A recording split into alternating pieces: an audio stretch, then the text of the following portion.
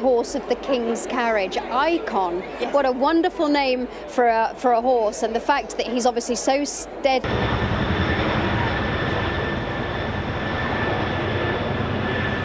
King Charles's rejection didn't just shutter a door, it ended a chapter that had been written over hundreds of years of royal history. Harry thought he could rewrite it, but the palace has made it very obvious that loyalty is currency and Harry's has run out.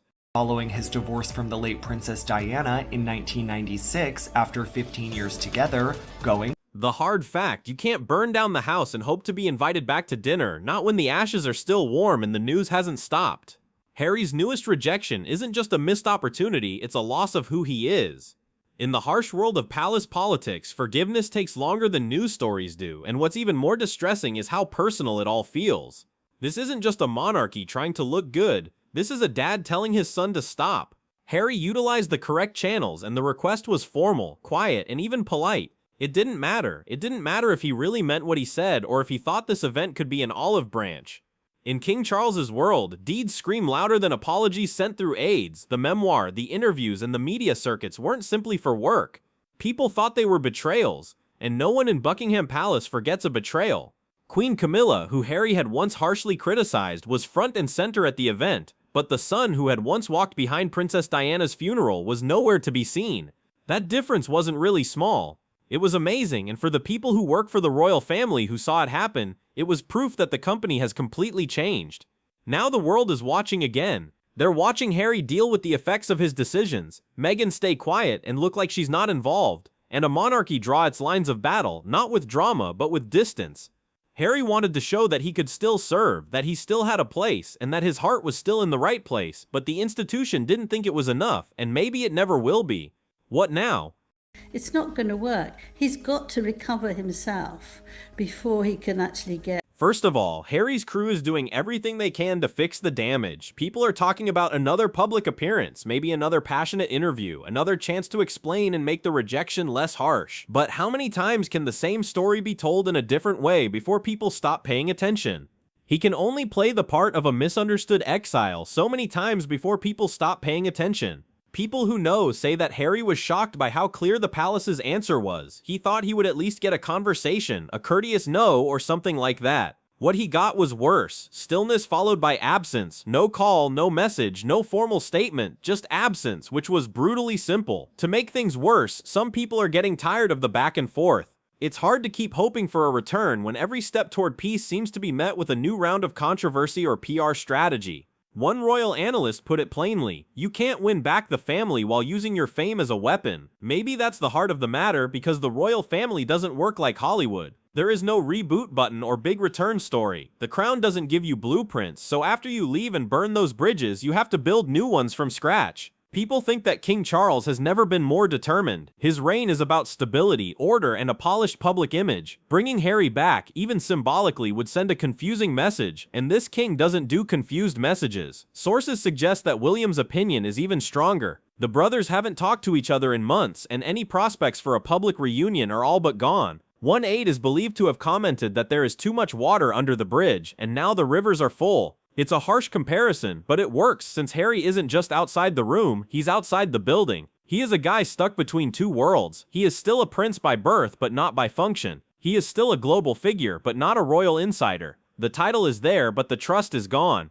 Trust is vital, especially in the royal family. What Harry does next will be important. The Windsor, they've now lost more staff members, 6 more staff members. He can keep trying to get a path back. He can either stop banging on closed doors and start making a future that doesn't depend on them opening, or he can cast that no longer wants him. The card of sympathy has been played. The story of the outsider has been told. Now it's time for something else, something real, something earned, because this foundation event revealed that. The royal family has moved on quietly, gracefully, and for good, and so has the world, whether Harry likes it or not. But Harry is still stuck in the echo of the door slamming shut. This moment is so important not merely because of the rejection, but also because it represents everything that has been building up for years, from the legendary Oprah interview to the Netflix series to the bombshell memoir Spare. Harry has progressively made himself the royal outsider, the truth teller, and the troublemaker.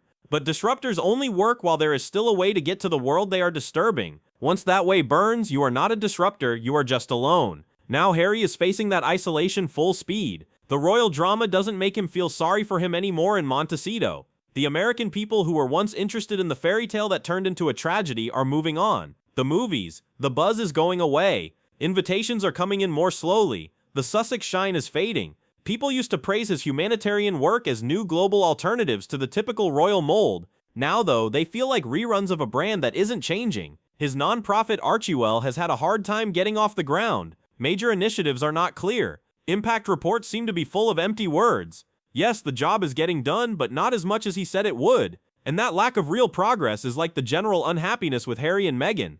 They had a lot of potential, big platforms, and a global reach when they came in. But 4 years later, what's the legacy back in London? The palace doesn't even pretend to make room for them anymore. People who work with Charles claim he has taken the out-of-sight, out-of-mind approach to Harry. William is said to have given up on making up with Harry. And even Camilla, who used to be afraid of Harry's media dominance, now feels stronger since he is tired of the tabloids. But this is both interesting and sad. Harry doesn't seem to realize that it's over. A source close to him says he still thinks there is a way back and that time will heal the scars. Deep down, his father wants a reconciliation. That could be true, but being a royal isn't like going to therapy. It relies on image, tradition, and loyalty. And if you disrupt that base, you're not just eroding trust, you're changing the way it functions. This foundation rebuff isn't just a snub, it's a structural rejection, a red line painted with palace-grade ink. The way the King's Foundation event looked was great. Charles surrounded himself with people who are loyal, dedicated, and consistent, like Princess Anne, who has worked hard for decades without any drama, or Prince William, who is now considered as the future king and is dutiful, dignified, and easy to relate to.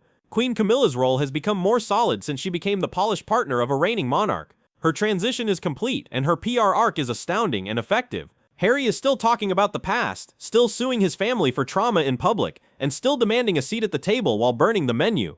At some point, the monarchy and the public stopped caring about his complaints. This wasn't because they weren't valid, but because they never changed. You can only say you were mistreated for so long before people ask, what happened next?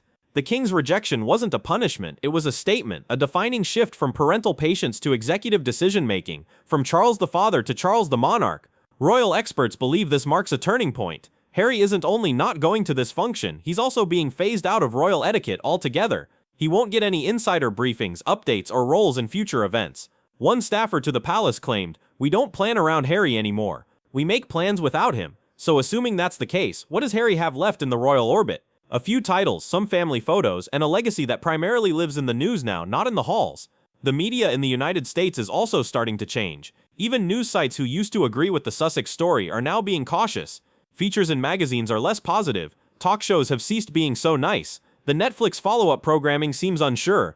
Even Meghan was previously thought to be the mastermind behind their Hollywood. It looks like reinvention is getting back on track. There are whispers that she's starting new lifestyle brands, making deals for solo podcasts, and making strategic appearances at women's summits. She's making progress. She is putting herself in a position by herself. Harry, on the other hand, is gazing back, and the contrast in direction is becoming brutally clear. Sources claim that the rejection affected him harder than anyone thought it would. He had cleared his schedule, written words, and even started getting ready for a possible short video tribute.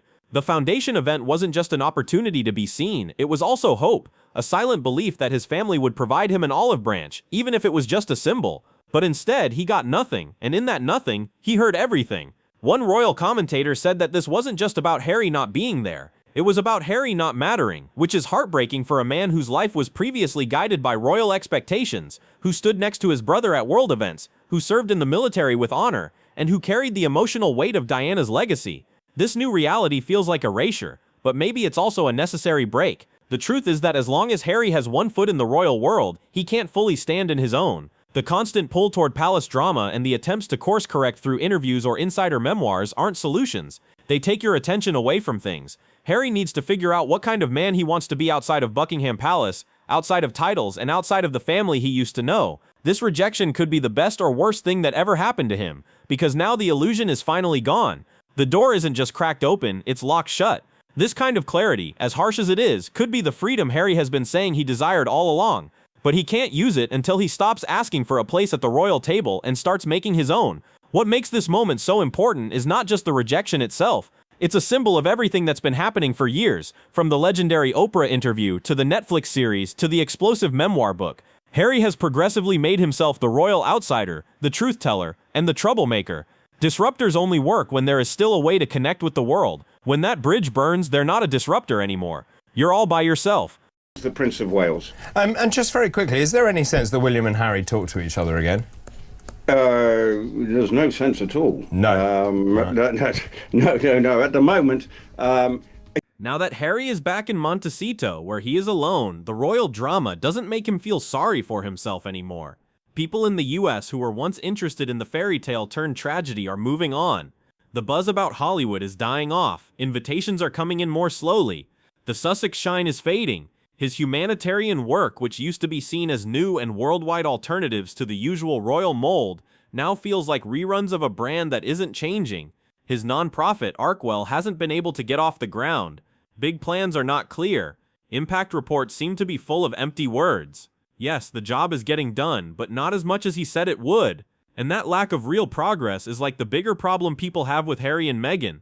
They had a lot of potential, big platforms, and the ability to reach people all over the world. But 4 years later, what is their legacy? The King's Foundation event looked great.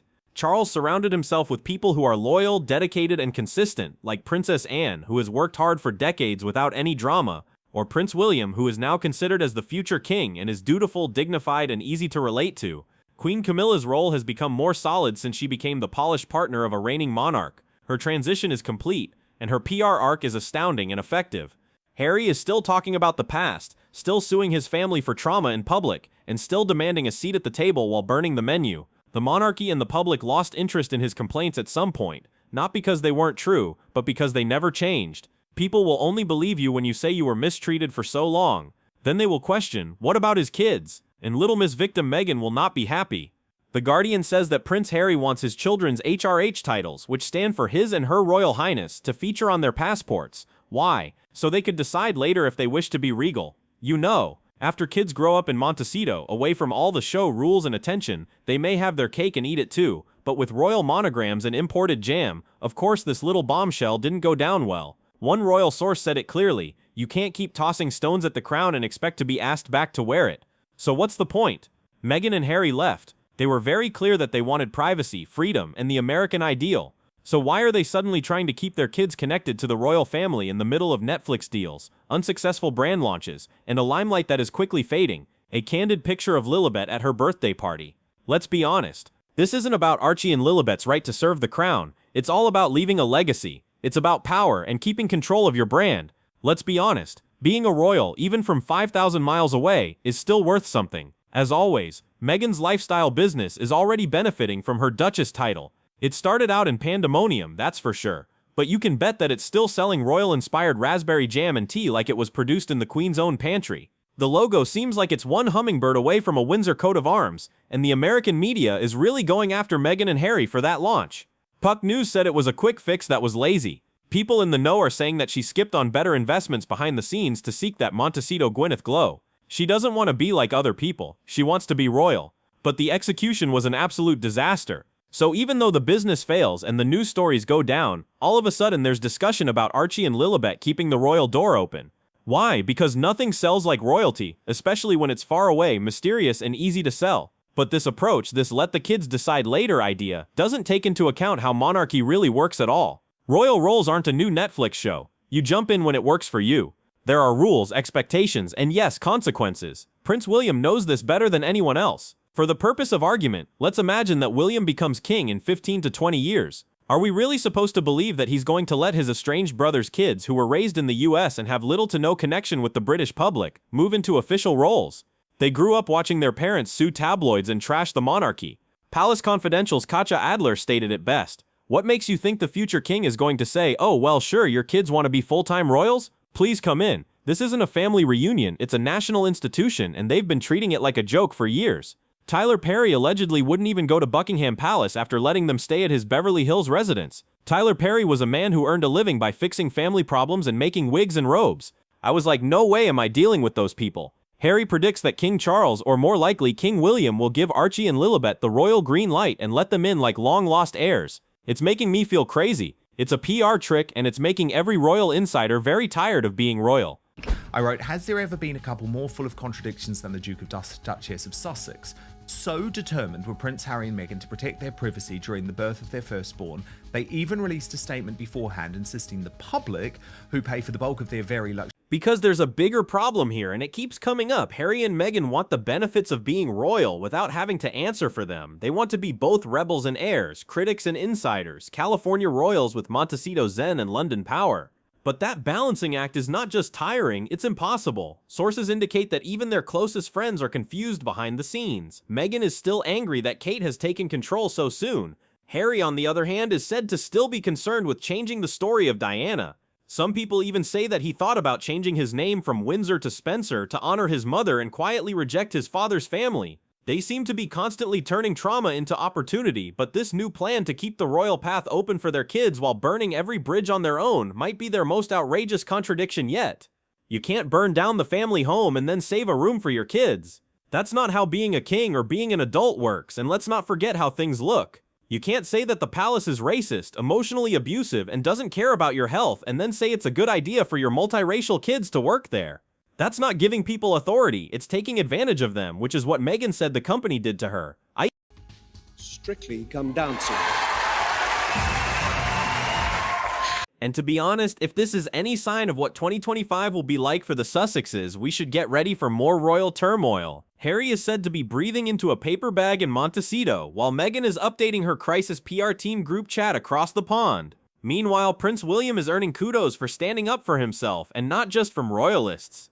We're talking about a couple of exhausted A-listers who are just sick of avoiding what do you think about people asking Harry and Meghan questions on the red carpet. One person who worked on preparing the BAFTAs said it's just easier this way, no drama, no distractions, which is British for. Thank God William finally said no, but now for the million-pound question, is this the start of a permanent freeze-out?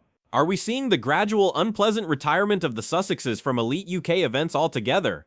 Harry wasn't permitted into BAFTA, and other institutions might do the same. Think of the Royal Variety Performance, Royal Ascot, and even Wimbledon. You know, the whole glossy cycle of British grandeur. And this wasn't simply a one-time thing. We shouldn't forget that Harry's recent attempts to bring back modest surprise trips to the UK, discreet talks with Charles, and even the headlines that said maybe Harry will show up at Trooping the Colour have mostly turned out to be nothing. In the end, Meghan and Harry might be able to get a seat at the table or make sure Lilibet and Archie do, but the chances of that happening are very low, and we would be here to tell you all about it.